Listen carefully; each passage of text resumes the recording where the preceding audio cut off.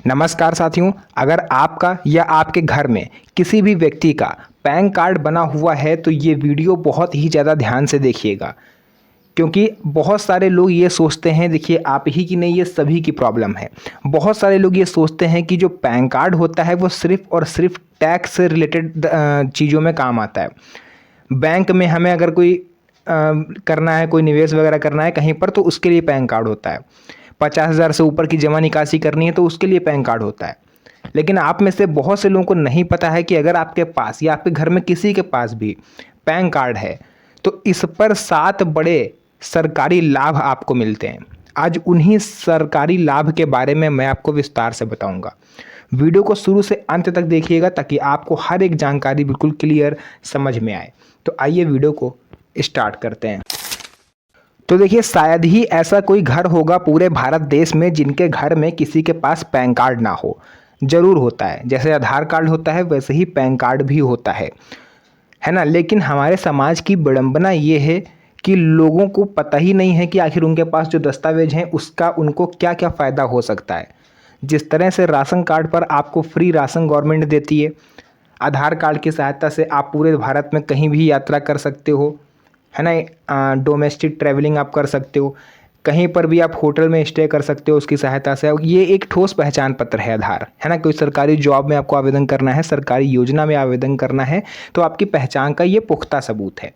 ठीक उसी तरह से पैन कार्ड भी आपको कई सारे बेनिफिट दिलवाता है। आज उन्हीं सारे बेनिफिट्स के बारे में विस्तार से चर्चा होने जा रही है, जिसमें नंबर 1 पर जो बेनिफिट है साथियों वो है आपकी फाइनेंशियल आइडेंटिटी और रिकॉर्ड।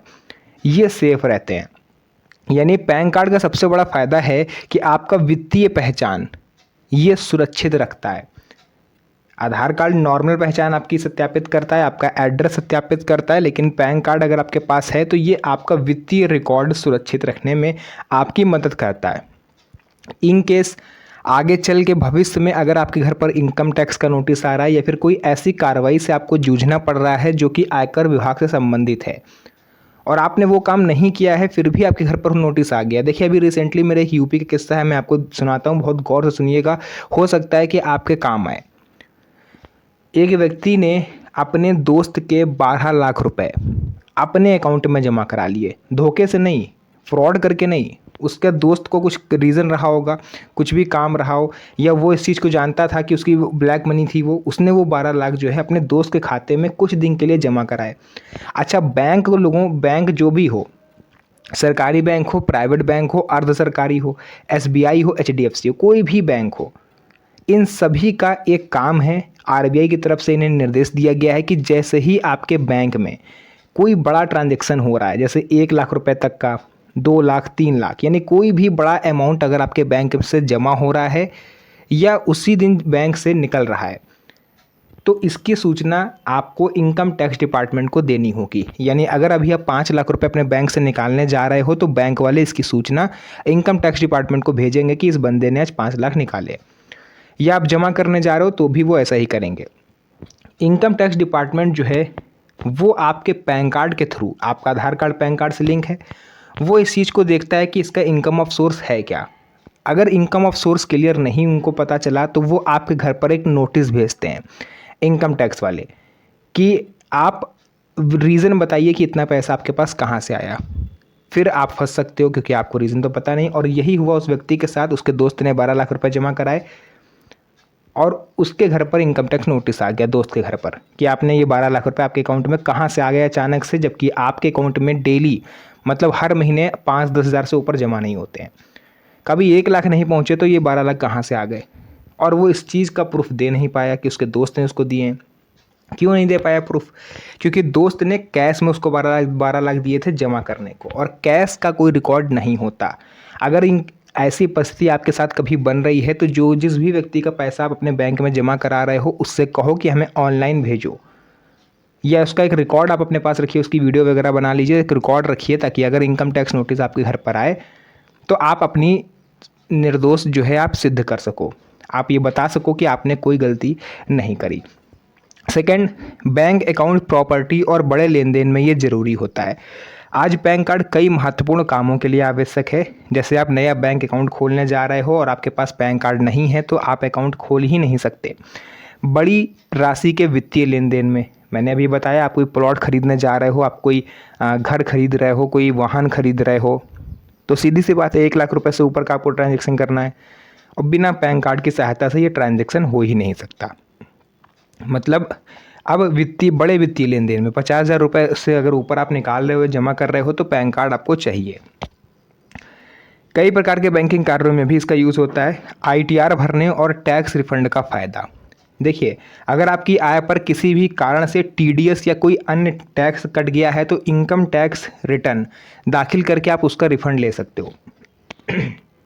साथियों, कई सारे हमारे ऐसे भाई बहन हैं, कई सारे हमारे ऐसे बड़े बुजुर्ग हैं जो प्राइवेट जॉब करते हैं, और प्राइवेट जॉब करते हैं तो आपका TDS कट के आपकी सैलरी आती है।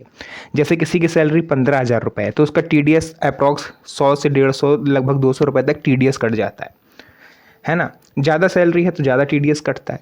अब ये TDS कट तो गया, गवर्नमेंट को चला गया, लेकिन जब आप ITR फाइल करोगे तो आपका जितना भी TDS कटा हुआ होगा 1 साल का, वित्तीय वर्ष का, 1 अप्रैल से नेक्स्ट 31 मार्च तक का जो भी TDS आपका कटा हुआ होगा वो आपके अकाउंट में भेज देगी सरकार। ये फ़ायदा होता है पैन कार्ड का। इसके अलावा पैन आधार लिंक कराने के फ़ायदे। सरकार ने पैन कार्ड और आधार कार्ड को लिंक कराने पर विशेष जोर दिया है। लिंक होने के बाद टैक्स रिकॉर्ड अपडेट होता रहेगा अपने आप, बैंकिंग प्रक्रियाएं आपके लिए आसान हो जाएंगी, KYC जल्दी पूरी होगी और कई सरकारी और वित्तीय सेवाओं में आपको सुविधा मिलेगी। इसके नेक्स्ट बाद आता है बैंक लोन और क्रेडिट कार्ड आसानी से मिलने की संभावना। जब आप किसी बैंक में personal loan, home loan, car loan, education loan, business loan या किसी भी तरह का कोई लोन लेने जा रहे हो या क्रेडिट कार्ड के लिए आप आवेदन कर रहे हो तो पैन कार्ड एक महत्वपूर्ण दस्तावेज होता है। यानी बिना पैन कार्ड के आपको लोन भी नहीं मिल सकता। अगर पैन कार्ड है तो सरकार आपको लोन दिलाने में मदद करती है ना। टर्म्स एंड कंडीशन आपको पहले पढ़ने पड़ेंगे। समय पर भुगतान करने से आपकी क्रेडिट हिस्ट्री बेहतर बनती है और जिससे भविष्य में और भी वित्तीय सुविधाएं आपको मिल सकती हैं। Next, share market, mutual fund और कई जगह पर अगर आप निवेश करते हो तो जैसे डीमेट अकाउंट बनाना है, ट्रेडिंग अकाउंट है, म्यूचुअल फंड है, इन सब का जो अकाउंट है या इन जैसी जो सुविधाएं हैं वो लेना आपके लिए आसान हो जाता है अगर आपके पास पैन कार्ड है। नेक्स्ट है बिजनेस, GST और विदेश यात्रा में पैन कार्ड कई अन्य महत्वपूर्ण कार्यों में आवश्यक होता है। जैसे GST रजिस्ट्रेशन, नया बिजनेस शुरू कर रहे हो उसका आप रजिस्ट्रेशन करा रहे हो, कई प्रकार की विदेशी मुद्राओं के लेन देन में। इसलिए पैन कार्ड केवल टैक्स ही नहीं बल्कि पूरे वित्तीय जीवन का लेखा जोखा आपके रखता है। एक और महत्वपूर्ण चीज़, जैसे आपका जो QR कोड है जिस पर आप ऑनलाइन पेमेंट लेते हो, आप उस QR कोड को अगर कहीं अपनी दुकान पर रख रहे हो, है ना, आपने दुकान पर रखा और डेली अगर 100 से 50 कस्टमर आता है, वो उस पर डेली ट्रांजेक्शन कर रहे हैं तो उस पर बैंक इनकम टैक्स की तरफ से लिमिट लग जाती है।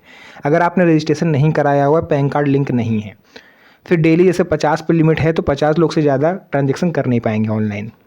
उसके लिए आपको पैन कार्ड को लिंक कराना पड़ता है, तब जा करके कहीं आपकी लिमिट हटती है ना। तो ऐसे कई सारे ऐसे बेनिफिट हैं जो पैन कार्ड होने पर ही आपको मिलते हैं। अगर आपके पास पैन कार्ड नहीं है तो वो बेनिफिट आपको नहीं मिलेगा। तो अब सवाल ये उठता है कि किन किन लोगों को पैन कार्ड बनवाना चाहिए, किस उम्र के बाद पैन कार्ड बनवाना चाहिए। क्या 18 साल से कम उम्र पर पैन कार्ड बन जाता है? साथियों, बिल्कुल बन जाता है। आपका बच्चा 5 साल का है, 10 साल का है, 12 साल का है, आप उसका पैन कार्ड बनवा सकते हो और माइनर का बनेगा, लेकिन उसमें फ़ोटो वगैरह नहीं आएगी, लेकिन बन जाएगा, है ना।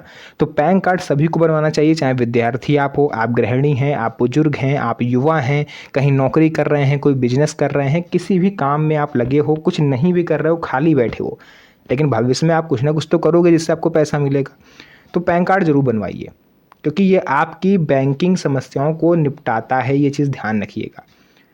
तो अगर आपके मन में कोई डाउट है, कोई ऐसा क्वेश्चन है जो आप मेरे से पूछना चाहते हो पैन कार्ड से लिंक, कोई भी क्वेश्चन, तो आप कमेंट सेक्शन में अपना सवाल लिख दीजिएगा, मैं उसका जवाब आपको दे दूंगा। तो जो भी जानकारी थी मैंने आपको पूरा विस्तार से बताया है। वीडियो पसंद आई हो, वीडियो को लाइक करके चैनल को सब्सक्राइब जरूर कर लीजिएगा, क्योंकि इस तरह की वीडियोस मैं आपके लिए बनाता रहता हूं। तो फिर से मुलाकात होगी आप सभी से एक और नई मज़ेदार वीडियो में। तब तक के लिए धन्यवाद। जय हिंद।